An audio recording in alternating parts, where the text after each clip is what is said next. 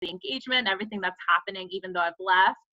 And so just to kick it off, let's see. So I am currently a recruiting and marketing coordinator at Northwestern Mutual. And just as a quick icebreaker, I'd love to start. We had a webinar today, and one of the questions that kicked it off was, what is one thing you've done to positively impact someone during this time? So I just wanted to hear just a little bit of what you guys have been doing, you know, even if it's just small things or even bigger things. I'd love to just know just what you've been doing, whether it's, you know, for your family and the community. I mean, I love just getting inspired by you guys. So if you could just, you know, pop a comment in the chat box or just unmute yourself, I'd really love to just learn what you've done that's, you know, even positively impacted one person during this time.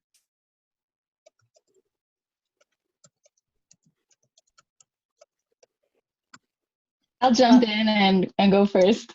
Oh, sorry, Sandra. I really like this icebreaker, Sarah. Maybe we'll steal it. But something that my family did, we have a close family friend who owns a restaurant in San Francisco.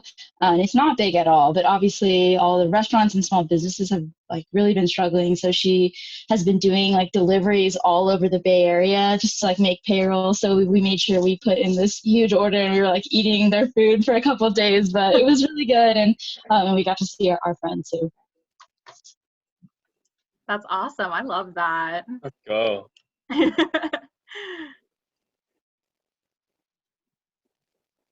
yeah, I was gonna say what we did with EVSA. We how we're doing a fundraiser for Meals on Wheels, and I think it's been pretty successful so far.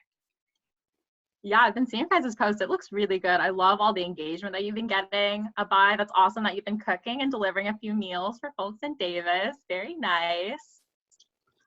Gotta do it. It's so cool that you guys are doing similar stuff. It's really heartwarming to see everyone come together for this. Yeah, I mean, everybody's been just doing their part. I mean, my family and I, we do a bunch of takeout from like local restaurants. I would say that even I'll do like online shopping too to support some local businesses at Northwestern Mutual. We actually highlight a couple businesses that have been adapting during this time. So I'm going to definitely make some purchase orders with those soon. So just kind of spreading the love, which is always nice. And so with that, I just wanted to just do a quick thing. Oh, forgot that.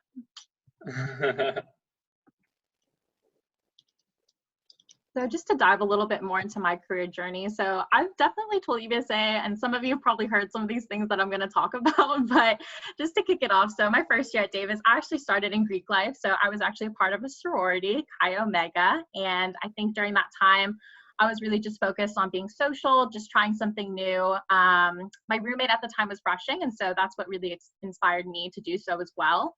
And so that was really a unique start in terms of being able to meet a bunch of people at Davis, kind of just start my networking in a sense in that time, but really just be able to have a fun time at Davis in my first year.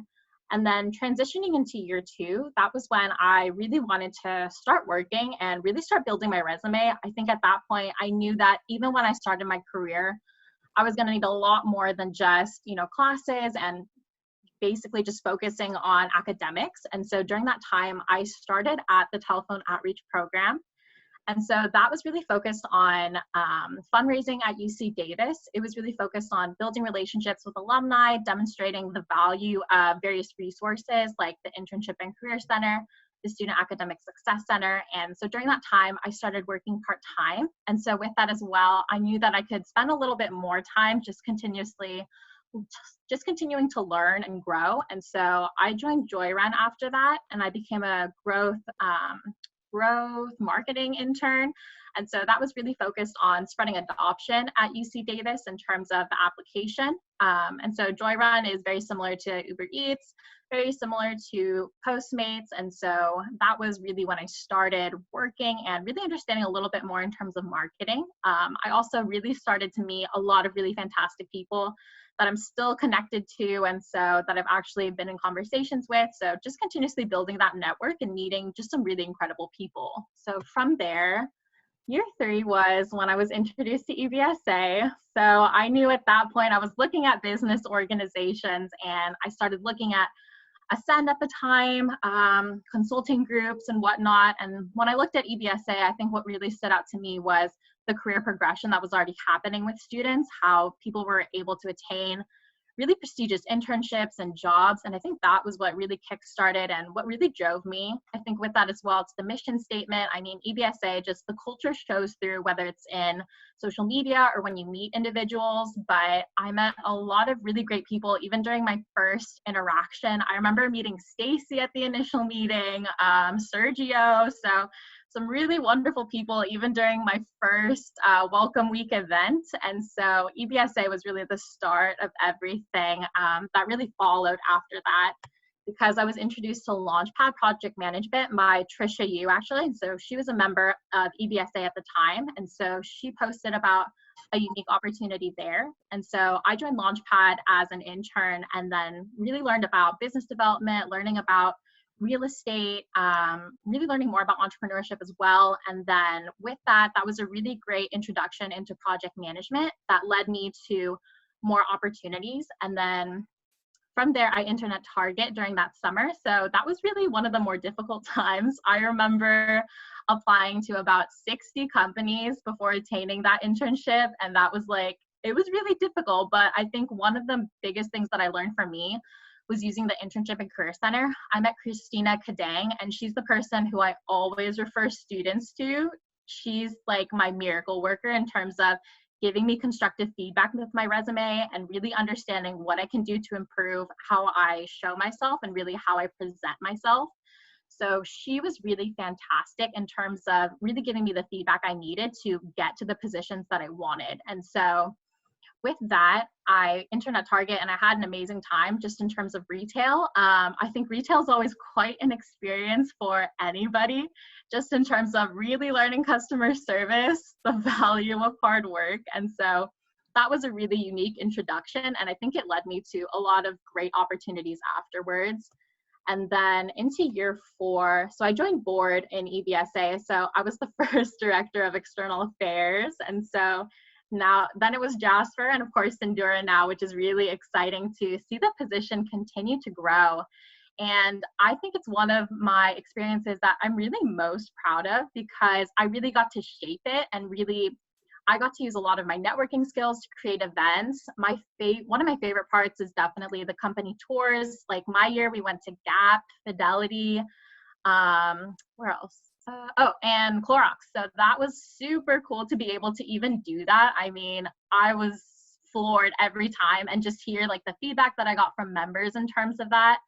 I think it was definitely a unique experience. And then from that, I loved being able to mentor teams and develop individuals during my time in EBSA. I mean, even when I was interviewing for Northwestern Mutual, my most recent position now, I mean, EBSA is a lot of what I talk about. And so I think that for me, like, that's always the thing that I get super passionate about, whether I'm interviewing with someone or just talking about my time at Davis. And so that's always resonated with people that I'm networking with or that I'm interviewing with, is just having that passion point and really being able to tell my story through that experience. And then during my time at Davis, my last year, I was also the campus editor, so really representing as a brand ambassador for LinkedIn. That was at the time when I was really creating a ton of content as well, in terms of videos, photos, and just written posts. So I think that for me, during this time as well, like LinkedIn was always one of the sources where I got to really represent myself and really tell my story and really share my mission, and really just learn from really unique people in terms of their content as well, and be able to collaborate with individuals. During my last year as well, I was doing a ton of presentations. I got to work with DWIB and collaborate with AAUW. So it was a really unique time, just in terms of being able to provide value to other organizations and really be able to demonstrate LinkedIn as a platform that can really generate a lot of attention, that can really spotlight who you are and really showcase yourself in really the best possible light in a professional way. And then lastly as well, I actually got a unique opportunity with IPSI. And so my last year, I went to the career fair during winter quarter, and then during that time, fall quarter. And so during that time, IPSI was there. I don't think they'd ever been at the career fair before, but I made a connection with one of the recruiters. And so I would say that the biggest thing with that opportunity was the follow-up. So I actually followed up with the recruiter like multiple times after the career fair, and it actually led to an opening for IPSI Care. So I was a customer care representative for them for about 6 months. And so that opportunity, I mean, I don't think I really stood out in the career fair, but the biggest thing was really the follow-up for me. So really creating that conversation afterwards and really being able to see like, oh, I love this company. I would love to be a part of it, and really demonstrating that through my communication skills, I could be a real asset to the company.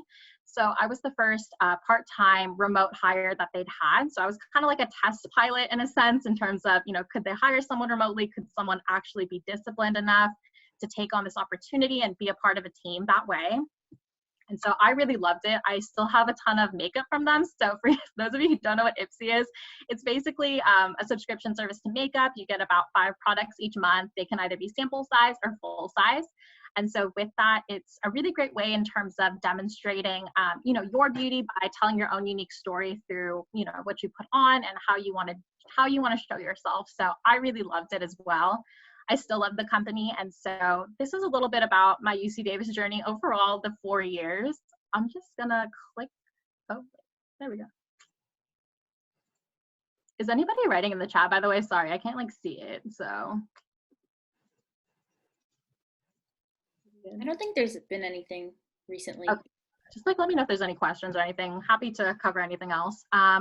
And so beginning my career, so I actually got into AT&T's B2B sales development program. So I did that July of last year. And so for me, I was actually struggling between several offers when I was on my way to graduation at Davis. So I was looking at a position at PepsiCo, thinking of going full-time with Target as well after my internship. But I chose AT&T because I knew that I wanted to be a part of a development program that was really going to focus on developing me, mentoring me, really leading me. And so with AT&T, I actually relocated to Dallas for 3 months. And so I realized that for me, I thought it was going to be a unique opportunity to try something new, to live in a different place. I think for me that I learned that the Bay Area is really where I want to be, but it was a great opportunity to try something new, especially, when you graduate and, the world is essentially at your feet. So I was a part of the program for several months. And during that time, I think I realized that for me, the first month was really great. I was drinking the company Kool-Aid and I loved it. But then as time progressed, I realized that I personally did not like being in B2B sales in terms of the day-to-day was really focused on cold calling, really focused on building, I wouldn't even say building relationships with individuals. It was really that cold outreach, just kind of seeing like, oh, do you need help with either your phone system, your network, cybersecurity a little bit. So I got to learn a lot more about the products and services, but I just realized that for me too, it wasn't the best company culture. I mean, I think it really depends on the department now that I think about it, because we were in a strictly sales function. And within that function, I just wasn't also a fan of my manager at the time. I think that really sets the tone for the team. And, when you don't have that support and when you don't have that person who's leading you and really motivating you every day, it can be really unfortunate. By the time I was finished at AT&T and by the time, my manager and I had reached a mutual decision in terms of, this really isn't the right position for me, I didn't want to get out of bed every day. And I tell you guys that now because, when you have a bad opportunity, I think, it really depends on the circumstances. For me, I was able to go back home. I was like, I know I can land something else, that I know that I have a whole network of people that I can reach out to. And I know that I have the skills to try something new. And so I left really quickly because it just kind of lit a fire in me to find something different and to find something that I was really looking for. So it was definitely a time of career confusion. And I tell you this now because I've actually run into several people since graduation, who have run into the same thing. They tried a position and it didn't work out. And so it's not actually uncommon as you might think. Not everybody goes after graduation into that one role that they've been kind of dreaming of. And so during that time for me, I started creating a list, actually, the pros and cons of my role, what my strengths are versus my weaknesses. And then from there, reaching out to people once I got back to the Bay Area, seeing what kind of openings there are. But more importantly, I started having conversations with people, even just seeing what they thought about their role. Like, are you happy with this position? Do you like your team? Do you like the company itself? One of the biggest conversations, or one of the ones that changed me the most, I actually talked to Alec while I was in AT&T, and I was like, oh my God, like, how is Walmart? Like, how's everything going for you? We started working at the same time. And it was just so cool to be able to see that he was having a great time at the company, that he really liked his team. And I think that was a huge motivation to find something that I wanted as well, something that I would be happy at, where I would be with a great team. And so after, I think I applied to about like 30 places and had about like 30 interviews, I ended up at Northwestern Mutual. And so I started as a recruiting coordinator, but now I'm a recruiting and marketing coordinator. And so that was a really unique experience. They were actually hiring for multiple roles at the time. And so I was kind of interviewing to be one of their campus recruiters. And so with that, I knew that I wanted to be in this company and in this role, because when I was interviewing, I was interviewing at the Transamerica Pyramid. It's one of the most iconic buildings in San Francisco. But more than that, when I was interviewing, I got to meet the whole team, and I really loved them even from the onset.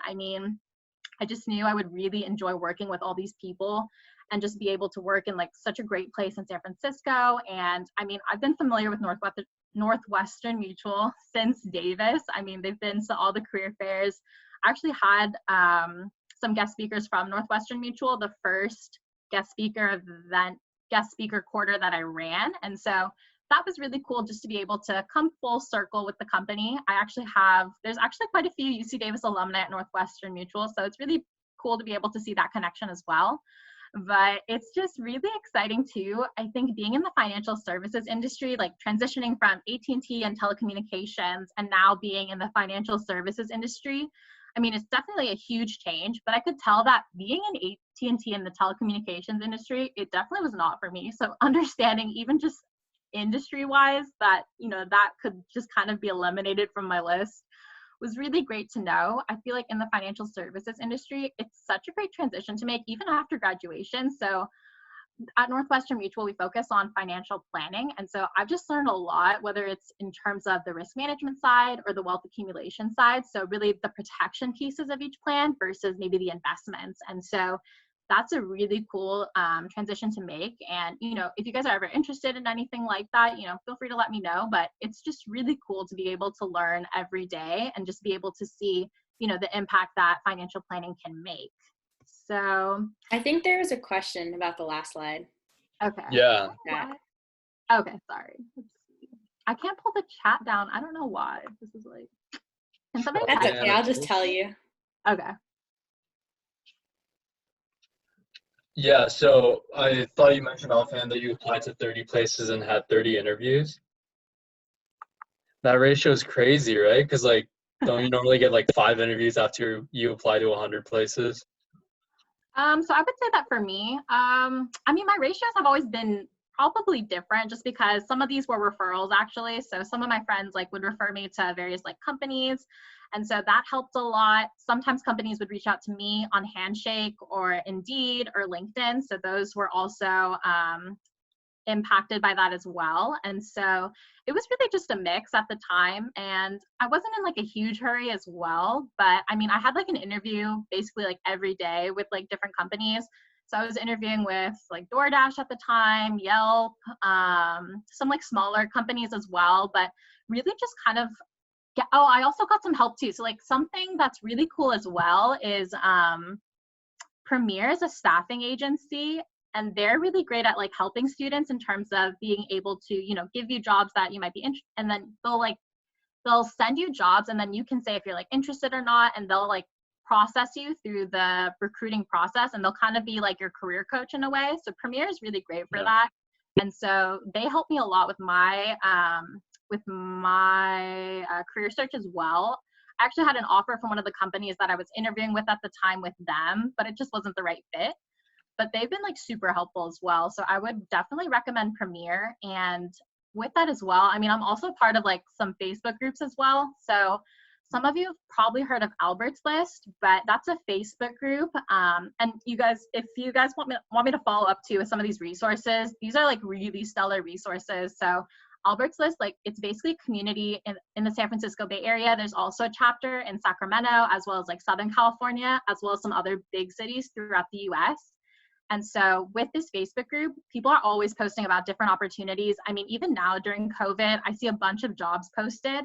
And so with that as well, there's also a ton of like webinars that they do. So similar to this one, having guest speakers and people talk about how they're impacted by COVID or how they can really change the game, whether they're like applying for jobs and like how to apply for jobs now and things like that. So I love those resources. Those really help me as well during my job search. And even as a recruiter now, I like using them just to be able to see how people are job searching and kind of like reversing the mentality in terms of that. So those are really great resources in terms of that. But I would just say, like, in terms of job searching, I know some people say like, oh, don't apply on the company website or don't do like this and that. I mean, honestly, it doesn't hurt to like apply on the company website. It doesn't hurt to ask for a referral. If you know that person, I get messages all the time now about people who don't even like know me and they're just like, oh, can you refer me to like XYZ? And I'm like, no, like, it's like different with Northwestern Mutual. Like we have a home office. So the corporate office is like Milwaukee and like New York. And so I don't have a direct connection there. So I can't make those referrals. But that being said, I mean, I'm that person, like I like to refer someone when I know them. So like if I've worked with them, like obviously yes. But if I don't know anything about someone and the first thing they ask is like, oh, can you refer me? It's like the answer is like no. I mean, a lot of people don't get that, but it's like, even right now, so something that I was going to talk about later is like doing coffee chats, even with people in my network. Like some people will have like totally ghosted me and like not reply. So it really just depends on that connection, honestly, in terms of what people are willing to do for you and if they're even willing to give you the time. I think that, you know, after graduation, time is such a valuable thing when you're working 8 hours a day, 40 hours a week. Before this, like having to commute and everything. I mean, you just kind of think about time differently in terms of what you really want to spend doing versus like what you don't really need to be doing and what's really not the top priority. Yeah. Okay, that makes a lot of sense. Yeah. But Sarah, I would say, oh, go ahead. I had another question, but if you can finish your point. No, it's okay. I kind of lost this. That's why. Okay, sorry about that. I had a question about, just like the timeline of you kind of realizing AT&T in Texas like wasn't for you, and when did you kind of start looking, and then how much time did you take, in that job search and in that process before you kind of committed to Northwestern Mutual? Yeah, no, that's a great question. So it was like the second month and really going into the third month where I knew things weren't going to be working out with AT&T. I mean, the turnover was just really high at the company too, because like there was a June class, so there was one class before mine with about like 40 people or so, and like people were dropping off like flies, because you have to understand too, in like B2B sales, like you have quotas, and the quotas were getting really high, and like if you're not able to hit it, you're kind of out essentially. And so I knew that for me, I wasn't going to hit it, or like I just had a strong feeling that it wasn't going to happen. And so I started looking in my before the third month, so maybe like 2.5 months in. And so I started applying, and I bought my ticket like before month 3. I was like, oh my God, I know I'm not gonna make it. Like I need to go home. So I was like telling my parents, I was like, I'm coming home. Like don't be surprised when I'm like leaving and I'm out the door. And so when I knew that was happening, I started applying already during that time. So while I was in Dallas, I started doing some job applications. That was when I was starting to talk to Alec. I was starting to talk to people in my network, just kind of seeing what the vibe was out there and just kind of seeing what kind of opportunities I should really go for. So just getting that insider's perspective, I think, is really one of the most important things. So if you know someone in a company in that specific department that you're trying to get into, definitely see how it is, if they enjoy it, if they like it, and really get that feedback that they have, because I think that really shapes the conversation in terms of, what you want to do and really creating that understanding of what you're truly going for. So, yeah. That's awesome. I mean, my question was if at AT&T, if people in your department didn't meet those quotas, like they would automatically be fired. There's not like a period to reevaluate.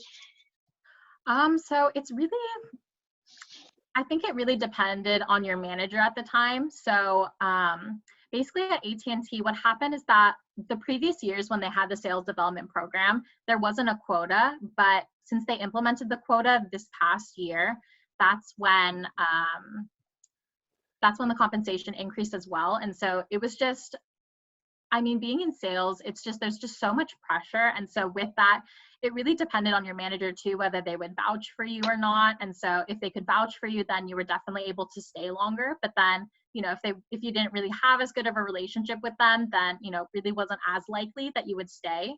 So those were really the biggest things as well. And so I would say that that was really the dependent factor. But I would say that a lot of people too weren't unhappy. I mean, I know some people now that are still there and they're not really happy as well. But I think it really just depends on the individual then. So it was definitely a unique experience. I mean, if you're really interested in sales, I'm happy to go in deeper. But I mean, I would just say that at that time, it was really dependent on the manager and really the leadership in that sense then, in terms of making those executive decisions based on each individual. Thank you. That's cool. I have a follow-up if Kelsey doesn't have one. Yeah, no problem. In terms of like your personal career development and skill development, like what areas do you think got stronger while you were there in terms of your skills and capabilities? I mean, I definitely learned a lot in terms of AT&T, in terms of being able to learn about the whole sales process, because, at AT&T, even though I'm in recruitment now, I mean, the sales process is still very similar in terms of having that initial meeting, being able to progress into an in-depth meeting, and then from there, being able to close a deal at AT&T versus give an offer to an individual. So it's different, but it's still very similar. It's just different in terms of products and services, I would say. But I would say that, yeah. But I would say that AT&T, I mean, there was definitely a lot of growth and development. I got to hear from a lot of leadership. Like, we would sit in on these insane meetings with some of the biggest executives in the company. And then, I mean, I was actually at headquarters. Like, that's literally where AT&T is headquartered, in Dallas. So it was insane to see how this one company runs the town, essentially. Dang. But I would say too, just constantly like building my relationship building skills. I learned how to use Salesforce at the time there, and a whole bunch of other just really great sales programs as well, in terms of being able to prospect for individuals and really get creative in terms of being able to use Zoom Link was another one. I was using like LinkedIn Sales Navigator too. So really just being able to be exposed to all these different programs as well was super helpful. Totally. So relationship management, the tools that you have at your disposal, and also just like understanding how to manage pipelines. Yeah, definitely. Okay. That's really cool. Yeah. Let's see. Oh, okay. And then the next part I was going to go to was a little bit more in the day and the life. I know you're probably, I feel like a lot of people don't really talk about exactly what they do. So I kind of wanted to break it down. This isn't exactly, of course, how every day goes, but it's just kind of like some some similar elements. So I start every day just in terms of LinkedIn content, whether it's on my own account. I also manage our managing partners account. So his name is Michael Byrne, but he runs all of the San Francisco, Walnut Creek, Redwood City, and San Jose offices. So part of my job is running his account. So I create all of the content on there. So I really focus on diversity and inclusion on that account. I focus on highlighting some of our best financial advisors. The most recent one that I did was a campaign for Women's History Month. And so I was highlighting some of our female employees and really being able to shed light on the impact that they've been making, whether it's on their clients, on their teams, on the company as a whole. So, I mean, I love LinkedIn, so that's always a great part of the day. And then from there, I focus on sourcing. So in terms of being a recruiting coordinator, this is really focused on doing the actual outreach. So when you're in sales, this is really the prospecting. Well, it's technically prospecting, but in recruitment, it's called sourcing. Don't ask me why, but this is really where I use this is where I use Indeed and LinkedIn. And so for my job, I mean, I don't know how it is at all companies, so I'm just going to speak from my perspective, but I look for individuals who have a sales background, customer service background, people who have a bachelor's degree. If they have an entrepreneurial experience as well, that's always a plus. And so that basically is because I hire for financial advisors. And so what the financial advisors do at Northwestern Mutual is they build relationship with individuals and really expose whether it's individuals, families, small business owners to financial planning. And so that requires a lot of communication experience, a lot of being able to connect with individuals and really focus on networking as well, and constantly be able to build that network to continue to expose new individuals to financial planning. So my spiel at Northwestern Mutual, I talk about risk management. So products like life insurance, disability insurance, long-term care, and annuities. And so these are really the protection pieces of all of our plans. And so that way, if anything were to happen, that essentially a family would be set, or if someone depends on your income, they would be okay. And then from there, focusing on wealth accumulation. So 401ks, IRAs, Roth IRAs, and mutual funds. So really focusing on the investment component and really understanding how individuals can really grow their wealth.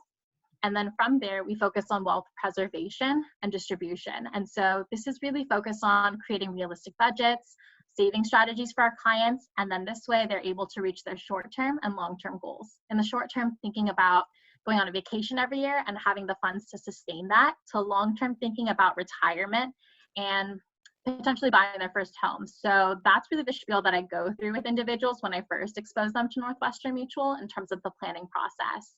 And so it's a lot of words and a lot of jargon, but it's essentially what Northwestern Mutual does is really help individuals live their best life. I'm pretty sure that's the slogan. And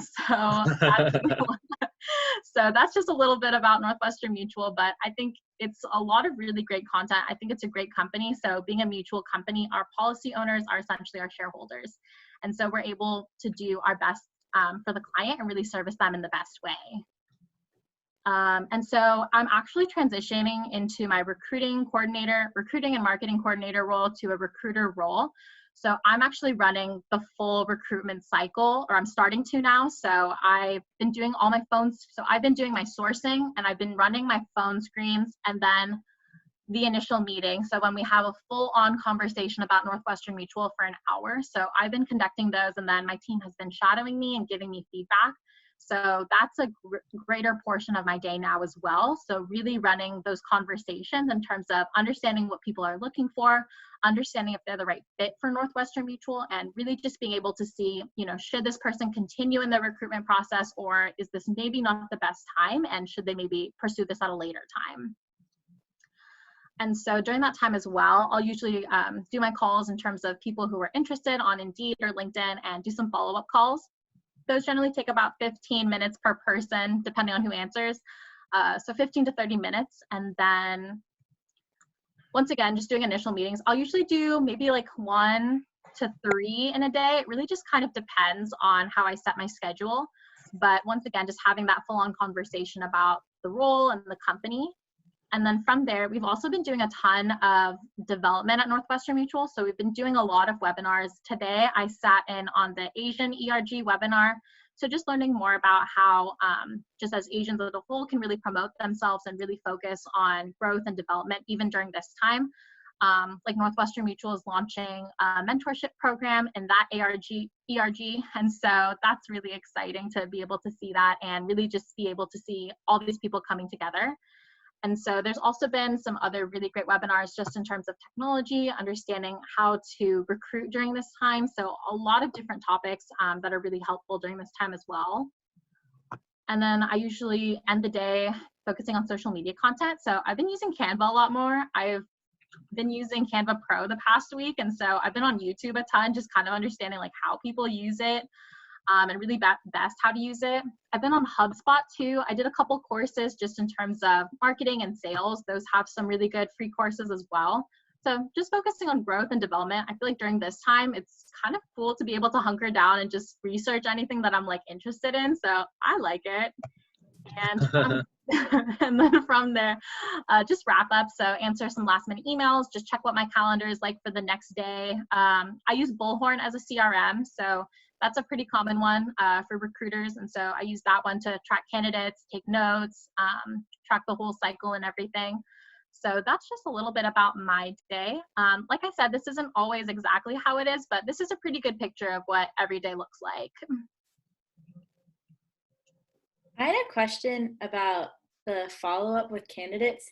So when you like have the first interview with them, like you do the follow-up afterwards, is that for like every candidate or just the ones who you thought you'd be moving to the next round with?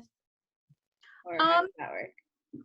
Yeah, so in terms of after when I conduct the initial meeting, so what happens is that we actually send them assessments. So we have an assessment called the Harrison as well as the CP+. And so this is really understanding more about their workplace preferences, understanding a little bit more about what they're looking for in a role, what their strengths are versus what they can improve upon. And so with those questionnaires, that usually helps me in terms of making a decision. So seeing how they score. I also like judging it based on the actual initial meeting. So really understanding more in terms of how they interact with me.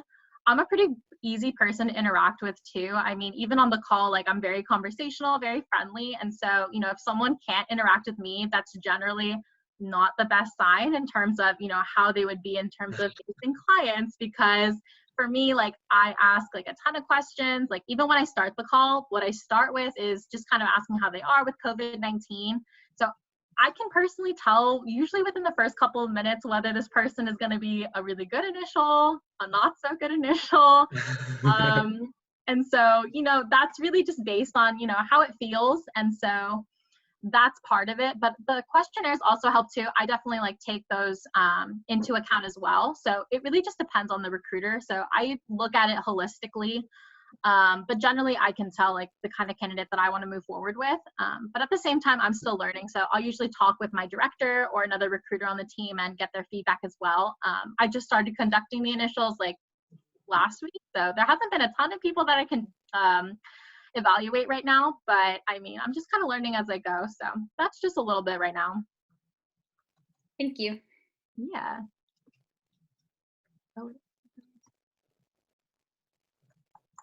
And just kind of touching on with COVID-19, what I've been doing. So I know that Gabe talked a bit about what he was doing in his last presentation. So I was like, oh, I'll share mine. I've been focusing on, why isn't this going? Oh, like, so I'm teaching myself Tagalog. So Rosetta Stone actually have a 3-month free trial right now. If you want to learn a new language, I think now is a good time to do that. So there's like 10, 15-minute like clips. So I usually do a couple lessons every day, whether it's like 10 minutes or like 30 minutes every day, and just kind of like using that. But I think it's a great time to just kind of focus on different side projects. So that's one of mine. And then with that as well, I started getting into yoga and just focusing on mindfulness. So we actually do yoga every other week. We would actually do it in the office. We've been doing it during staff meetings as well. So during this time, you'll see like legs flying about, like arms when we all do yoga together. So I like doing it myself too. So just having a couple playlists on YouTube and going through those, whether it's half an hour to an hour every day. And sometimes I'll just do it like when I take a break from work as well. It's just a great way to kind of like de-stress and just stop thinking about work around like noon. So when I'm like halfway through the day. So I really love that. And then I've been using YouTube, like I said before, just using Canva. I've probably watched about 30 videos so far in like the past couple weeks. But during this time as well, I think it's really cool to be able to learn more. So I've been looking at PowerPoint videos as well, learning how to best use the application. I started using QuickNotes as well for work, and I absolutely love that as well. And so there's just a lot of really great applications. So I really enjoy that. And so if you're still looking for candidates, do you want to chat briefly after the press? Oh, shoot, sorry. Sorry, okay, my bad. And then going into this, webinars. So I focus on just watching webinars. So UC Davis has a bunch of webinars, and so I've been watching those. And then just like I said, Albertus has a ton of webinars too, so you can definitely check those out. So there's just a lot of really great opportunities to learn during this time. And then the last one is coffee chats. So I actually saw EBSA was doing coffee chats, and so I was like inspired. So I started reaching out to people in my network, and so I've been setting up some coffee chats. If you guys know Juhi Rather, I'm actually talking with her tomorrow, so I'm super stoked about that. She's amazing at marketing, so I am really excited to get to pick her brain a little bit, just because I feel like during this time too, I've talked to a couple people, and some people are starting to consider online MBAs. I'm looking into it a little bit too. I'm not super drawn to it right now, but I would say maybe in like a year to 3 years, maybe I would strongly consider it, just because I think it's really cool to just continuously grow and develop. I feel like now during this time, I'm just in that learning mindset, and I just want to like not like know everything, but just kind of touch on everything. And so I think with COVID, it's just kind of cool to be able to think about, you know, continuously learning and being able to grow in my career and kind of what I want that trajectory to look like. So that's just a little bit of what I've been doing. Do you have any advice on how to come off more conversational in an interview? That's a great question. I would say, it's really just about being yourself. I mean, I remember when I was interviewing and I would be like super nervous, but then I would like talk with the recruiter and then the conversation would just flow. But I would say if you're looking to be more conversational, just have some questions in your back pocket, like that you're always ready for. So I would say just always have different questions that you want to ask, whether it's during the interview or after the interview as well. And so I think that's a huge part in terms of being able to generate that conversation. But I would say that sometimes it depends on the recruiter too. Like some people that even I've interviewed with are kind of cold. And so it's kind of hard to generate that conversation, but you can always ask questions. I mean, at the end of the day, they're going to have to answer them like if they're right in front of you. So that's a big thing. And then I would say with that as well, in terms of being conversational, I would say always learn about the company that you're interviewing with. When I was at Launchpad, we would do these things. We would essentially create these books of like information regarding a project that we were on or regarding a company. And so whenever I interview with the company, I create a research book essentially with all the facts, all the information that I can get. And so when I'm able to have all of that information, I'm able to create tailored questions or even generate conversation that's really revolving the company and really demonstrates my knowledge of the company, and really just be able to show how I could really fit in that company and really just show how quality of a candidate I am, even just having all this information, just because I feel like some people, they don't prepare, but really the biggest thing is doing that preparation and doing your due diligence before you're talking to that person. So I hope that answers it. I think those are like the main things that I would really touch upon, is really just preparation before you're talking to someone.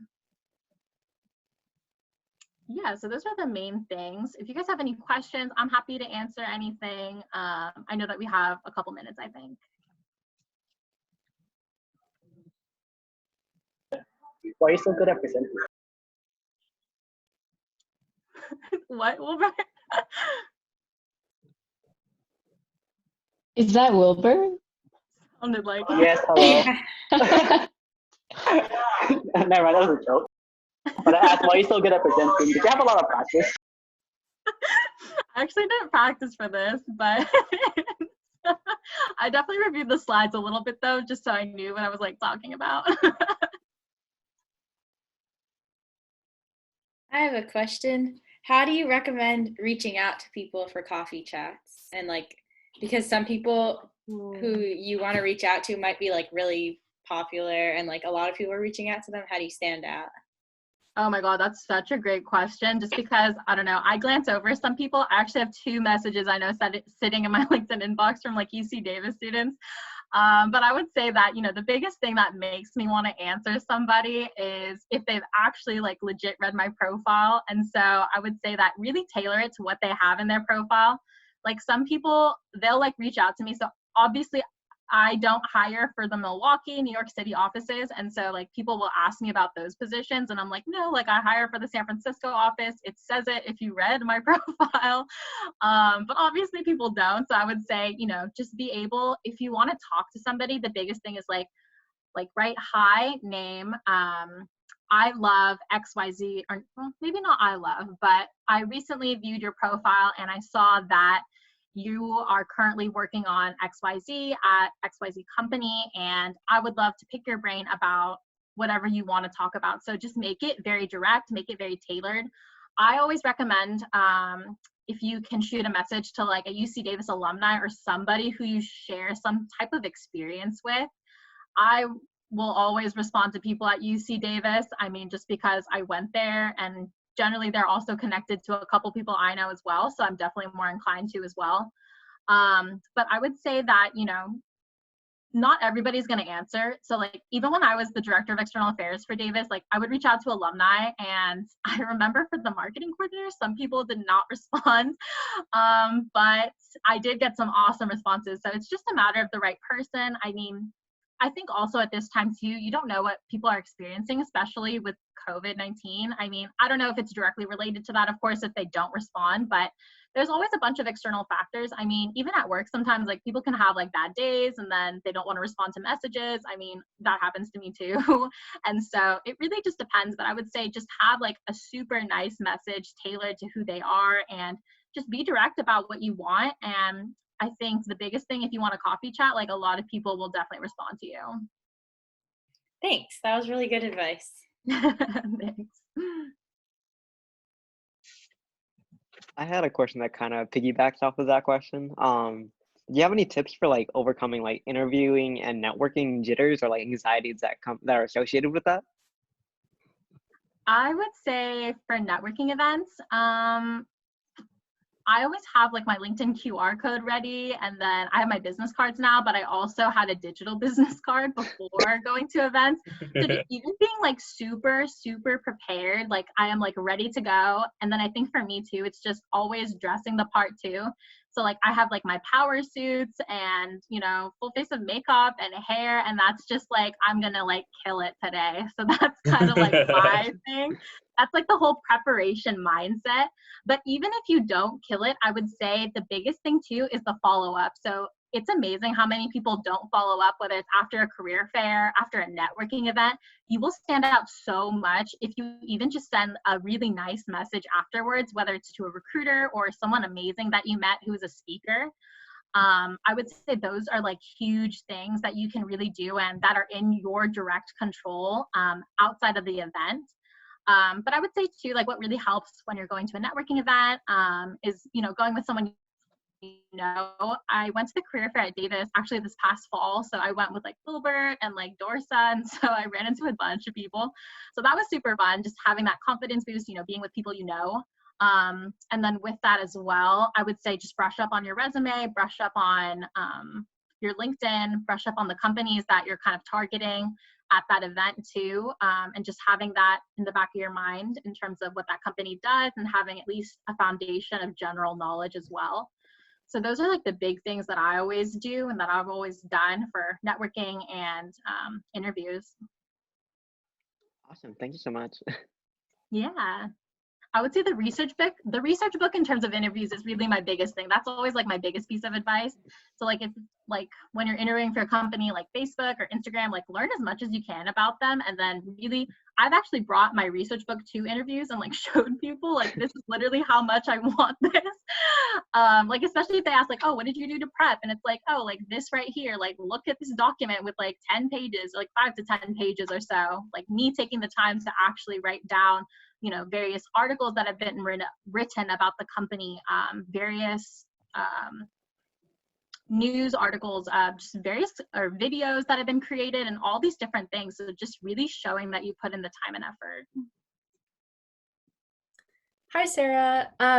Going back to a previous question, I was wondering what your advice or any tips are on continuing a relationship with a new a recently networked contact through something like a coffee chat or a quick phone call. Do you have any advice on kind of the trajectory of that relationship and how we can really utilize that?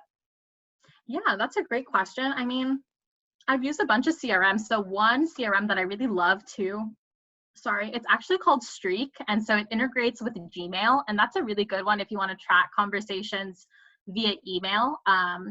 So that one is a really good one in terms of being able to set up those follow-up reminders. But I would even say too, if you're on Google Calendar, you can just create a separate calendar that's focused on follow-ups maybe, or like meetings, and just setting a reminder. Maybe it's every 6 months, maybe it's every month or so, and then being able to follow up. I also like following up with people too, if I'm connected with them on other social media platforms. So let's say you network with someone and then you want to connect with them on LinkedIn, or if you really like that, if I really like someone, I'll connect with someone on like Facebook and like Instagram, but like definitely LinkedIn.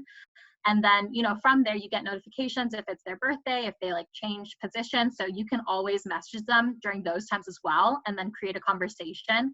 So that's always really good too. But it's just really understanding, you know, how often do you want to talk to this person? It definitely gets hard, especially as you're building your network in terms of, you know, how often are you going to follow up? But that's really up to you and really how you see the relationship going forward. I hope that helps. Yeah, thank you so much. Yeah.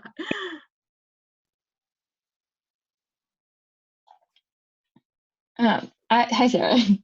I was kind of curious about just like your experience starting at Northwestern Mutual, or just like any new place, you know, when you're starting a new job or new position, how you approach like that first day or that first week, and kind of what your mindset is, what you're nervous about, and then like after having gone through it, you know, what's really not a big deal and what is, I guess, yeah.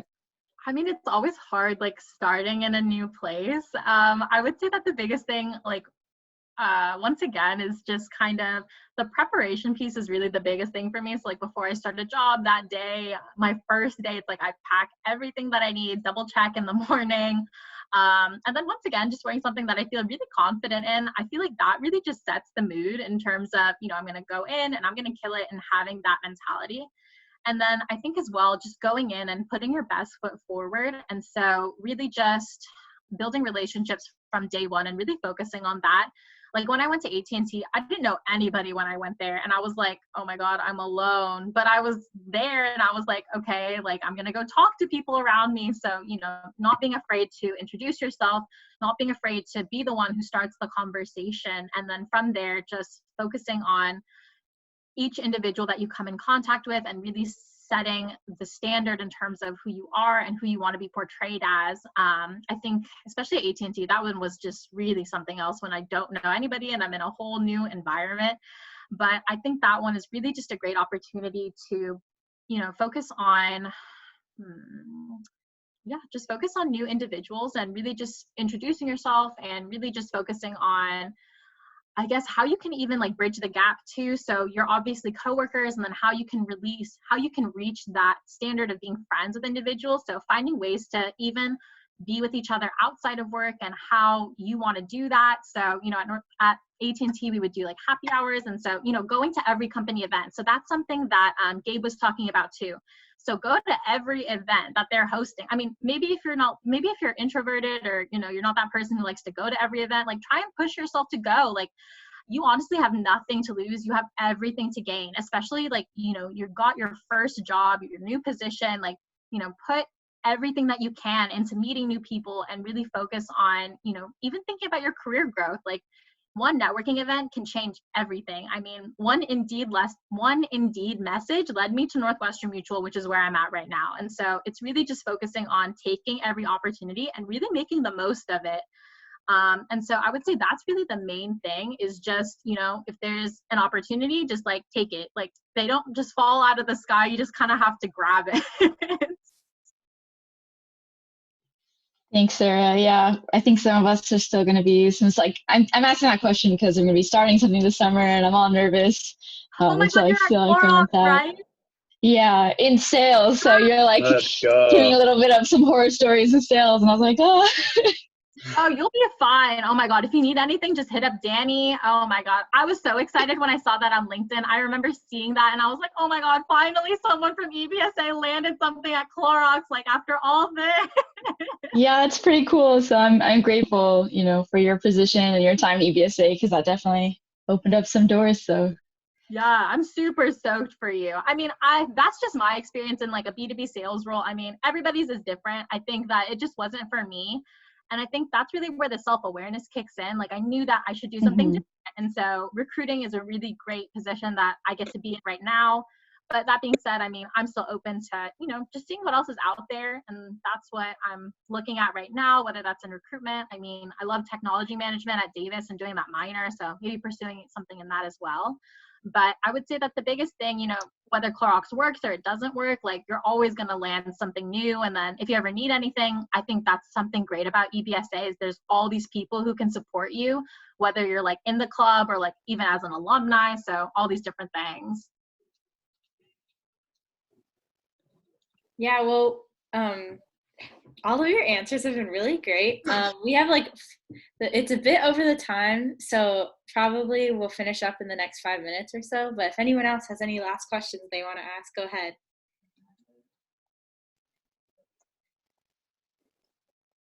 Is anyone applying right now for like jobs or anything? Well, I am, but for summer jobs, because I already have my full-time lined up starting in like October. Oh, nice. It's Yeah. like a reverse order. Yeah, it's weird because like it was like summer was supposed to be like post-grad travel, and then work starts in like